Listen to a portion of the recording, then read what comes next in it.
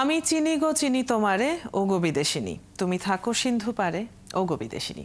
কে সেই বিদেশিনী যাকে রবীন্দ্রনাথ খুঁজেছিলেন শারদপ্রাতে? গানটি লেখার ৩০ বছর পর পৃথিবীর দক্ষিণ প্রান্ত আর্জেন্টিনায় যাকে খুঁজে পেলেন তার নাম ভিক্টোরিয়া ওকাম্পো। তার সাক্ষাতেই রবীন্দ্রনাথ গানটির ইংরেজি অনুবাদ করেন। ভিক্টোরিয়ার নাম দেন বিজয়া।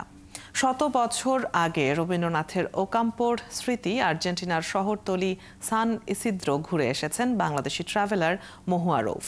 রবীন্দ্র জন্মজয়ন্তীতে পার্থ সঞ্জয়ের বিশেষ প্রতিবেদন।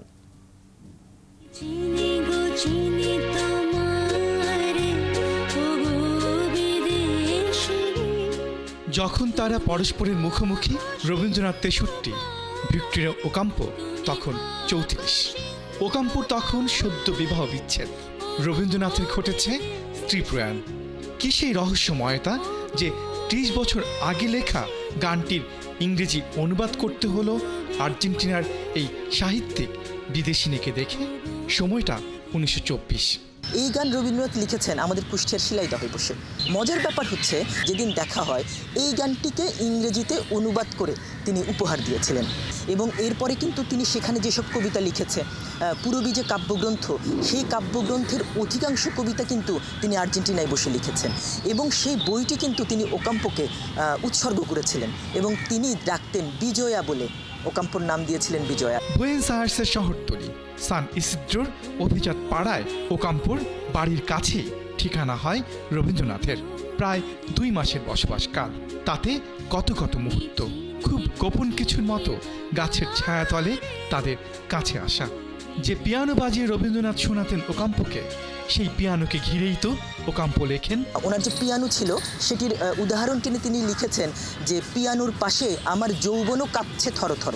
বাংলাদেশি পর্যটক মহুয়া থরথর আবেগে ঘুরেছেন সেই স্মৃতিময় স্থানগুলো। অবাক করা যে টানে তিনি ছুটে গিয়েছিলেন পৃথিবীর অন্য প্রান্তে, খুঁজে নিয়েছিলেন রবীন্দ্রনাথের বিজয়াকে। যখন পৃথিবীর সব রং বিষণ্ণ হয়, তখন রবীন্দ্রনাথকে কি দুদণ্ড শান্তি দিয়েছিলেন ওকাম্পো? মনে হয় যে খুব গভীর, খুব গোপন কিছু একটা। প্রথম দিন যেদিন দেখা হলো সেদিনই তাকে সেটি উপহার দিলেন, এবং পরপর তিনি ৪টি কবিতা লিখলেন, এবং প্রথম যে কবিতা লিখলেন সেই কবিতার নাম ছিল হচ্ছে বিদেশি ফুল।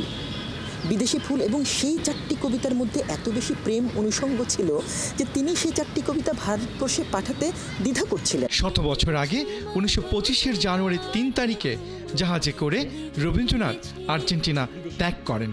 হৃদয়ে তখন খুব গোপন কিছু, যার অনুবাদ হয় না। পার্থ সঞ্জয়, ৭১, ঢাকা।